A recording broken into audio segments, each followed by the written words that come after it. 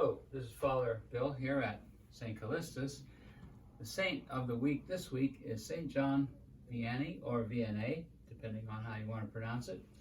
He was a French parish priest in the 18th century, and he was one of these people raised up after the French Revolution, when you may have studied it at some point, 1789. The French kind of went toward a cultural different thing, and they were beheading the nobles and, king and queen, and then they attacked the church.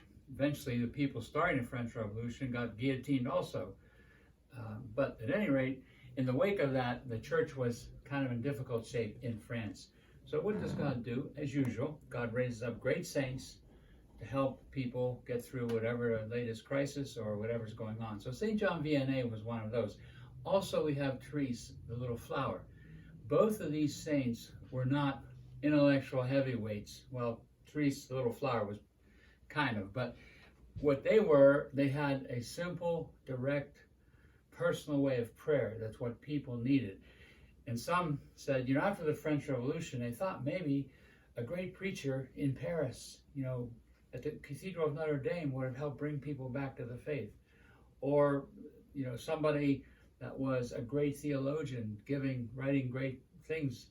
And instead it was very simple, humble, down-to-earth priest, John Vianney, and also the little flower at the end of the century. She died in 1897. The one thing that happened in the 1800s, we had the arrogance of human beings kind of reach a new level. So you had a lot of these intellectuals saying, forget God, we don't need God in our life, we'll just do this, we'll do that, we'll have this philosophy. You had Nietzsche in Germany saying God is dead.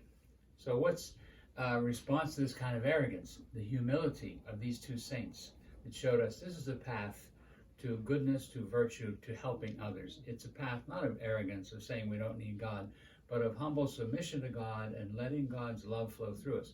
So St. John Vianney was born in late 1786, somewhere around there, and then he went to the seminary. He's known that he struggled with the Latin. He struggled with some of the teachings, the philosophy that you had to take in those days, but he had a friend that helped him. I think a priest helped him with the Latin. He got through that and he got ordained, and then he became very holy.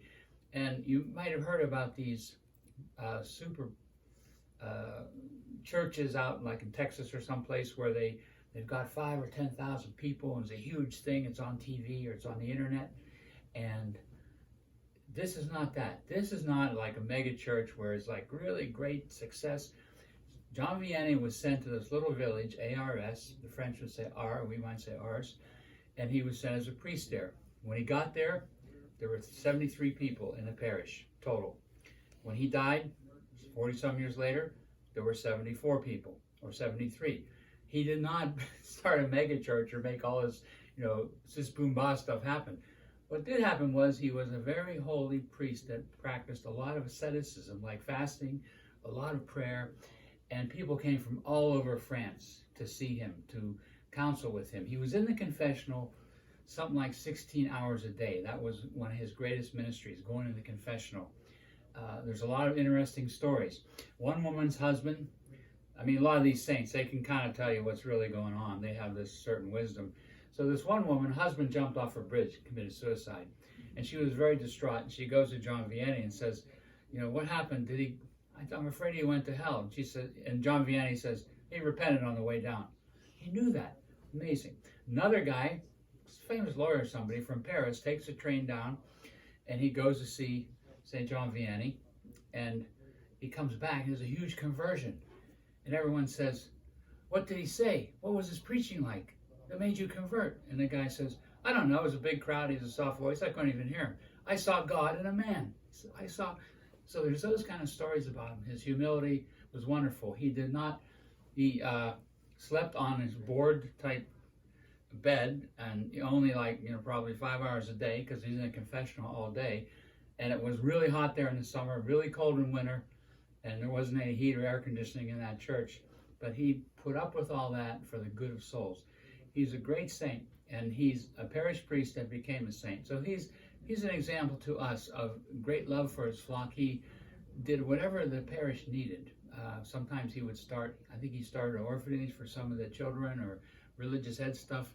So a great saint. We could ask him to intercede, especially that sense of humility and really going directly to God in prayer. That's a powerful thing that he had, and Little Flower did too. So we ask God, help us have that right attitude.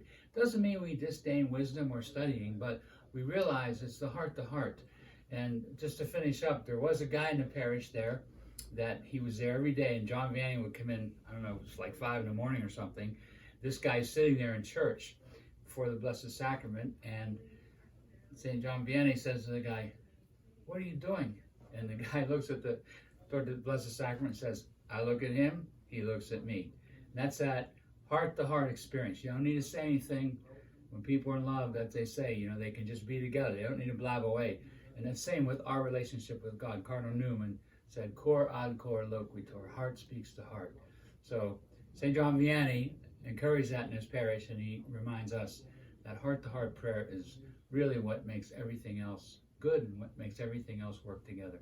So we thank God for this great saint as we celebrate his feast in this early August. Thank you.